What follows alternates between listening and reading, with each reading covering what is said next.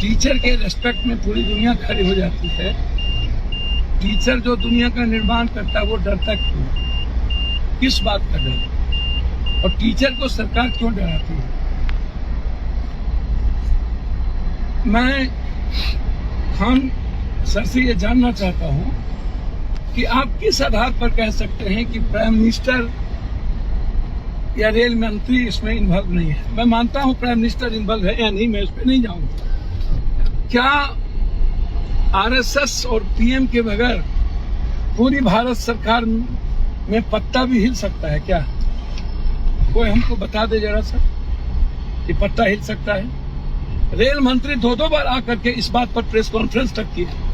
तो ये कहना कि रेल मंत्री को जानकारी नहीं थी, सिर्फ बोर्ड को जानकारी थी, ये क्या आप सारे भारत के स्टूडेंट ने और लोगों ने नहीं देखा? रेल मंत्री 2 बार प्रेस कॉन्फ्रेंस की है। मुझको समझ में नहीं आता है। जब हम अभी आए उनका वीडियो देखने के बाद हमको लगा कि मैं बैठ के क्या करूंगा। मैं एक आदमी के लिए जान देना चाहता हूं, उसके रेस्पेक्ट के लिए, और वो व्यक्ति को यदि कोई व्यक्ति को डरा दे, डीएम एसपी के कहने पर वो डर जाए और वो अपना वीडियो जारी करे। आप शिक्षक हैं, नेता मंत्री संतरी और पदाधिकारी से समझौता करके बड़ी बड़ी कोचिंग चलती है। एसएससी की लड़ाई हमने लड़ी, हमने देखा एसएससी की लड़ाई में, हम बीपीएससी की लड़ाई को भी, यूपीएससी की लड़ाई को भी नजदीक से देखा। हम नहीं चाहते हैं कि अभी मुद्दा कहीं से कहीं डायलूट हो। हम लड़ सकते हैं, हमको अकेले लड़ने की हिम्मत है। छात्र आज किसी के बदौलत नहीं है और हर परिस्थितियों में। खान सर, आप ये कैसे कह सकते हैं कि सीटू की बातचीत हो गई, कोई ऑर्डर नहीं है? आप ये कैसे, किधर जाना है? आप ये कैसे कह सकते हैं खान सर कि 7 लाख अब एग्जामिनेशन होगा? जो चेयरमैन कह रहा था कि ये कोचिंग वाले 7 लाख एग्जामिनेशन के लिए दिग्भ्रमित कर रहे हैं, खुद वो बोल रहे थे कि 3.5 लाख फिर से इन लोगों को 500 रुपया मिलेगा तो 15 करोड़ हो जाएगा। जो आदमी हमारे शिक्षक को इस तरीके से अपमानित कर रहा था बेईमान कहने पर, हम आज ये किस बात पर हम सर्टिफिकेट दें? कौन होते हैं हम इतने गंदे आदमी को, सिस्टम को सर्टिफिकेट देने वाले? आप को लिखित दिया उन्होंने क्या? उन्होंने 4 मार्च को एग्जाम है, इधर गलत तो नहीं जा रहे हैं? नहीं। 4 मार्च को एग्जाम है और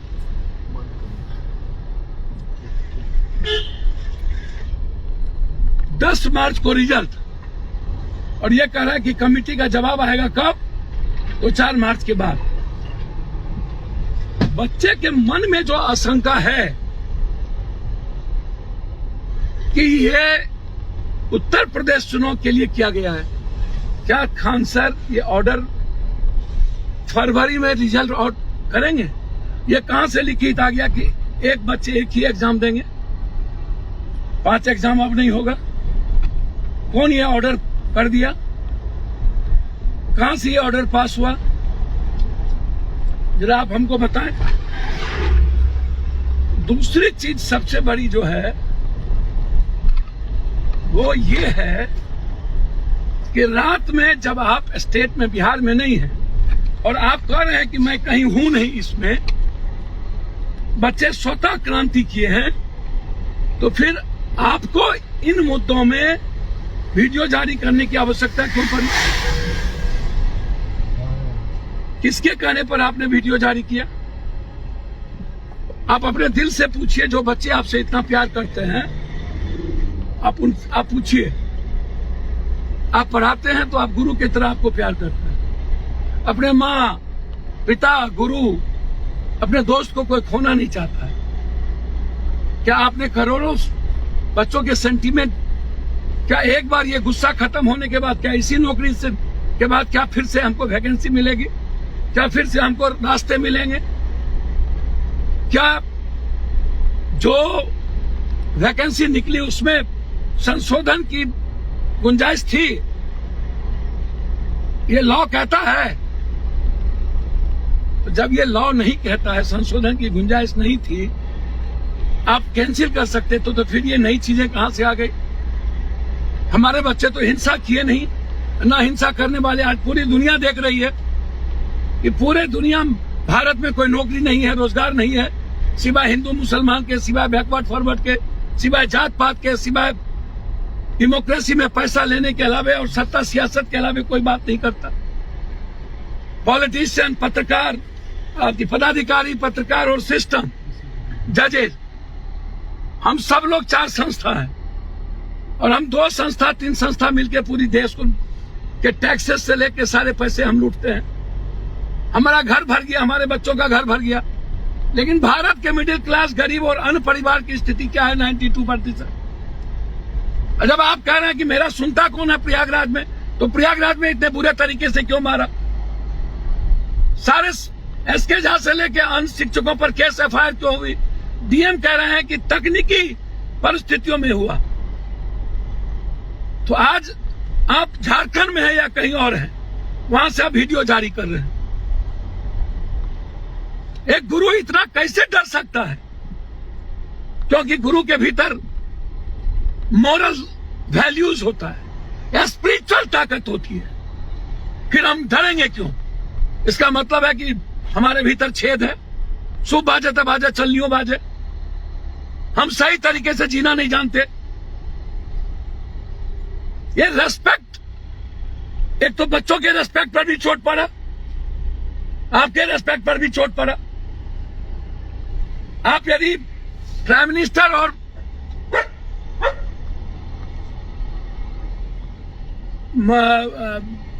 रेल मंत्री की आप पक्षपात करना चाहते हैं, तो आप उनको बोलिए कि कल ऑर्डर पास करें, और वो ऑर्डर पास करें, ऑर्डर के लिखित के साथ वो डाले, और फरवरी में वो सारी चीज करे।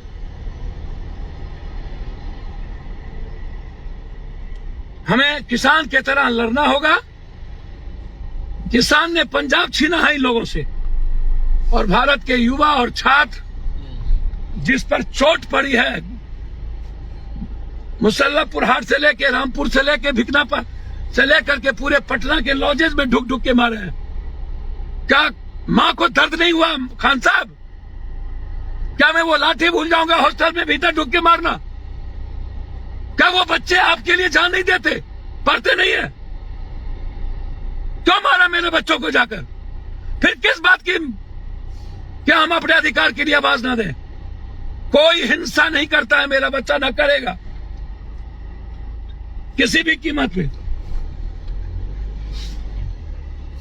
कल हमारे बच्चे ये पूरी दुनिया को दिखाएंगे कि बिहार और यूपी की स्थिति, हम कितने हमारे राइट छीने गए। सत्ता पक्ष का ललन जी दे रहा है दुरुस्त है, शाम में ट्वीट आता है, लेकिन विपक्ष का ट्वीट तो आज तक नहीं आया। न तो रामविलास जी के परिवार के किसी ने ट्वीट की, न दल ने, और न ही लालू यादव के परिवार ने। लालू जी आप तो हर बातों पर ट्वीट करते थे। इतनी बड़ी क्रांति जब आप, लालू जी आपके बच्चे चुनाव लड़ रहे थे तो रोजगार देंगे की बात कर रहे थे, और जब रोजगार के लिए हम पर लाठी, गोली, बम, आंसू गैस चलाए जा रहे थे तो एक ट्वीट तक नहीं आया। आखिर कारण क्या है? हम चुप क्यों हैं? और अंतिम दिन प्रेस कॉन्फ्रेंस करके नैतिक समर्थन की बात करती है महागठबंधन। कैसे नैतिक समर्थन क्या होता है? अब जरा हमको बताइए, क्यों हम नैतिक समर्थन की बात करते हैं? जब मार रहे थे, पीट रहे थे, तब आप कहां थे?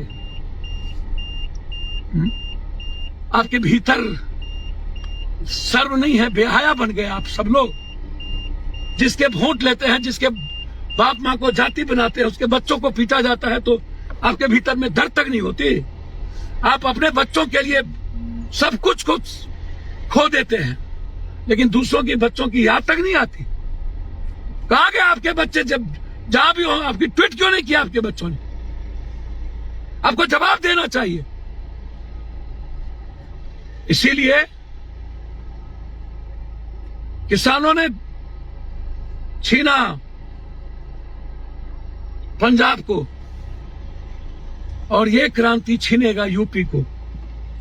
इस लड़ाई को हमें बिना किसी हिंसा के, इस मजबूत लोकतंत्र को मजबूत करने के लिए, और भविष्य में हमको कोई छेड़े ना, या डर पैदा हो, इकबाल हो इन पैमानों के भीतर, इसके लिए हमें निकलना होगा और मिलकर आवाज देनी होगी।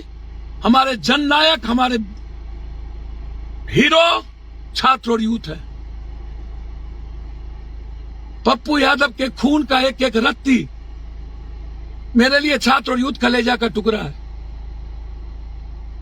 आपकी खुशियों के लिए आप पर थोड़ी भी आ होगी तो दर्द हमें होगा। हमें छेड़िए मत, छेड़िएगा तो हम छोड़ेंगे भी नहीं। आप मारिएगा, हम मरने को तैयारी रहेंगे, लेकिन डराइए नहीं पप्पू यादव। मेरा डर सिर्फ मेरे मौत के बाद भी नहीं हो। कल बच्चों की लड़ाई है, मेरी और किसी नेताओं की नहीं।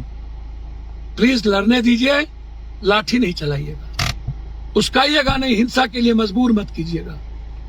प्लीज, हम आपके साथ हैं, प्रशासन के साथ हैं। हमारी आपसे कोई बैर नहीं है, हम प्रशासन से भी उतना ही प्यार करते हैं, हम कोऑपरेट करना चाहते हैं प्रशासन को। प्लीज आप बच्चों को पर लाठी मत चलाइएगा। और खान सर, अपने विश्वास को और दिल को ही तोड़ दिया। आप पढ़ाते हैं तो फीस लेते हैं, नौकरी करते हैं तो हम फीस लेते हैं, हम टैक्स के पैसे से अपना घर चलाते हैं। हम भगवान और आका नहीं हो सकता है कोई नेता। प्लीज, हम सब गार्जियन और गुरु हैं, भगवान ना बने, ये मेरा आग्रह है। बहुत बहुत धन्यवाद।